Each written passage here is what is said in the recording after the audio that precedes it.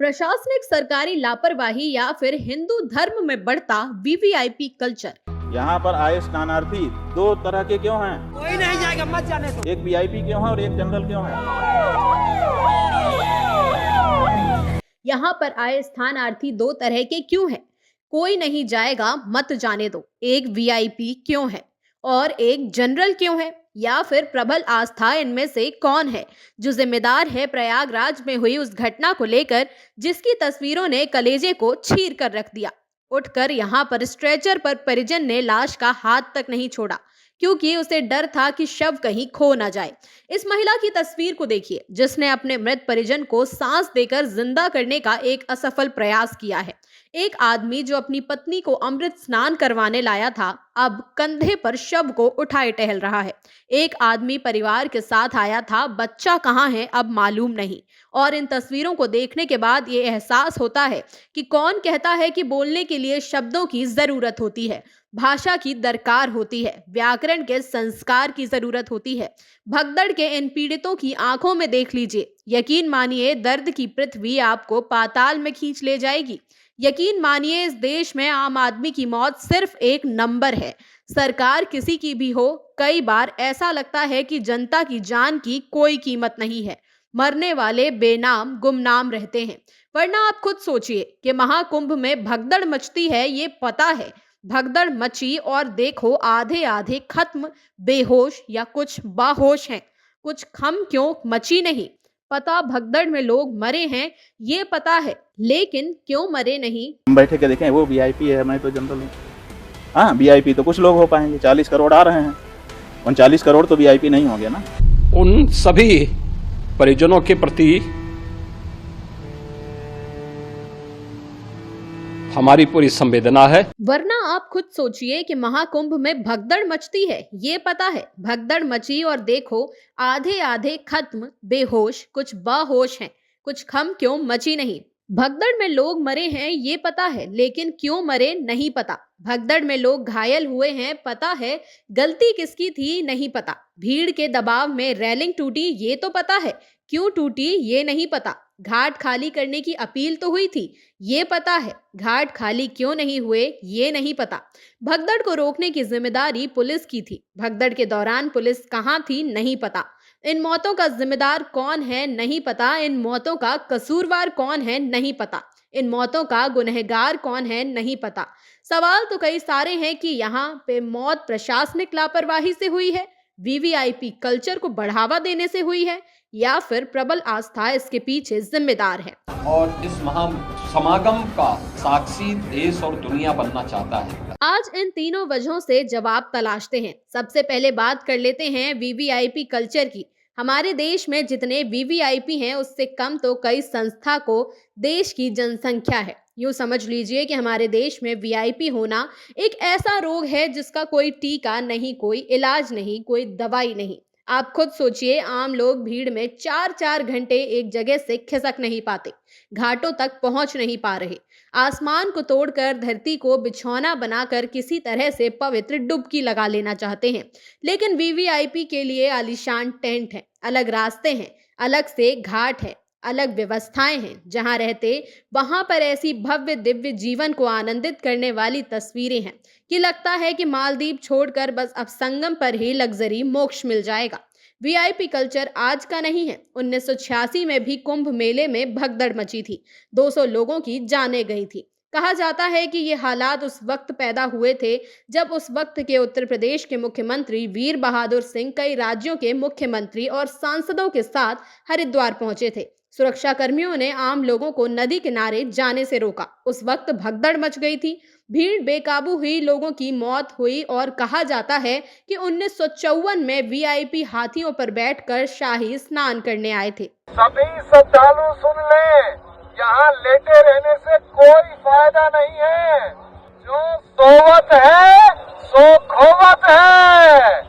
उठिए उठिए, स्नान करिए। इस बार वीआईपी एसयूवी गाड़ी में आ रहे हैं। क्या हो रहा है वो हम सब देख रहे हैं। इस भगदड़ में जो मौत हुई है वो लोगों के परिजनों की मौत नहीं है, बल्कि एक मुल्क के तौर पर वीआईपी कल्चर को बढ़ाने वाली चेतना की भी मौत है। सवाल है कि वीआईपी कल्चर कब तक धर्म में रहेगा। भगवान की नजर में दो तरह के बच्चे क्यों रहेंगे? जो अमीर हो गया उसके लिए अलग व्यवस्था और जो गरीब हो गया उसके लिए अलग व्यवस्था। हम बैठ के देखें तो वीआईपी है, मैं तो जनरल हूँ। हाँ, वीआईपी तो कुछ लोग हो पाएंगे, 40 करोड़ आ रहे हैं। उन 40 करोड़ तो वीआईपी नहीं होंगे ना, लेकिन वीआईपी कल्चर से आगे बढ़कर सवाल सरकार पर भी उठेगा। ये अलग बात है कि महाकुंभ भगदड़ पर बोलते हुए उत्तर प्रदेश के मुख्यमंत्री योगी आदित्यनाथ की भावुक करने वाली तस्वीर देखना दुखद है। उन सभी परिजनों के प्रति हमारी पूरी संवेदना है। ये बात भी सच है कि हिंदू धर्म में योगी आदित्यनाथ की आस्था पर कोई सवाल नहीं उठाया जा सकता। उनकी आस्था किसी से छुपी नहीं है और ये तस्वीरें उनके हृदय में कितनी तकलीफ दे रही होंगी, इस बात को समझना भी बहुत मुश्किल है। लेकिन सिक्के का दूसरा पहलू ये भी है कि 30-35 जिंदगियां चली गई। सवाल सरकार पर भी उठेंगे। सवाल इसलिए भी उठेंगे क्योंकि सभी को मालूम था कि मौनी अमावस्या पर भीड़ होगी। सबको मालूम था कि भीड़ करोड़ों में होगी। इसके बावजूद भीड़ इतनी ज्यादा एक जगह कैसे इकट्ठा हो गई? जिन परिवार के लोग मारे गए उनके सामने टीवी पर व्यवस्थाओं की तारीफ या आंसुओं की दलील काम नहीं करेगी। इसलिए भी क्योंकि महाकुंभ 2025 में उत्तम व्यवस्थाओं, सुगम सुविधाओं को लेकर काफी प्रचार प्रसार हुआ था। 144 वर्ष के बाद महाकुंभ का ये मुहूर्त आ रहा है और इस महासमागम का साक्षी देश और दुनिया बनना चाहता है। सड़कें पोस्टर, बैनर, विज्ञापनों से भरी पड़ी हैं। मीडिया लगातार महाकुंभ को दिखा रहा है। यूट्यूब लगातार महाकुंभ दिखा रहे हैं। जो लौट रहे हैं, जो जा रहे हैं, वो वहां से लगातार तस्वीरें साझा कर रहे हैं। ऐसे में जनता आश्वस्त हो जाती है। खास तौर पर सरकार ने जिस तरह से 144 वर्ष वाले प्रचार को बढ़ाया, उसके बाद बड़ी संख्या में लोग संगम स्नान के लिए तत्पर हो गए। पीढ़ियों में एक बार मिलने वाले इस अनुभव को कोई भी छोड़ना नहीं चाहता था और ये सरकार के प्रचार प्रसार की वजह से हुआ था। जनता सरकार को लेकर आश्वस्त थी कि भले ही आसमान गिर जाएगा लेकिन सरकार संभाल लेगी। ये आश्वस्त, ये चिंता और भाव का 30 से 35 लोगों के लिए काल बन गया, क्योंकि लड़े तो जीते नाम सरदार का और कुछ गलत हो तो सवाल भी सरदार का। तीसरी वजह भी प्रमुख है, प्रबल आस्था, लोगों की आस्था। दरअसल महाकुंभ में भगदड़ से पहले का कमिश्नर का वीडियो वायरल हुआ, जो कह रहे थे कि भगदड़ की आशंका है, जो बार बार सचेत कर रहे थे कि जो सोवत है वो खोवत है। वो लोगों को हटने की बात कह रहे। सभी शल सुन, ये लौटे रहने से कोई फायदा नहीं है। जो सोवत है वो खोवत है। उठिए उठिए, स्नान करिए। मौजूदा दौर में लोगों की आस्था इतनी प्रबल हो चुकी है कि आप उन्हें बुलाकर ये नहीं कह सकते कि संगम पर मत नहाओ, पर्व पर मत नहाओ या ब्रह्म मुहूर्त में मत नहाओ। लोग वहीं स्नान करना चाहते हैं जहां गंगा और यमुना का मिलान होता है। सबको मौनी अमावस्या के ब्रह्म मुहूर्त में ही स्नान करना था।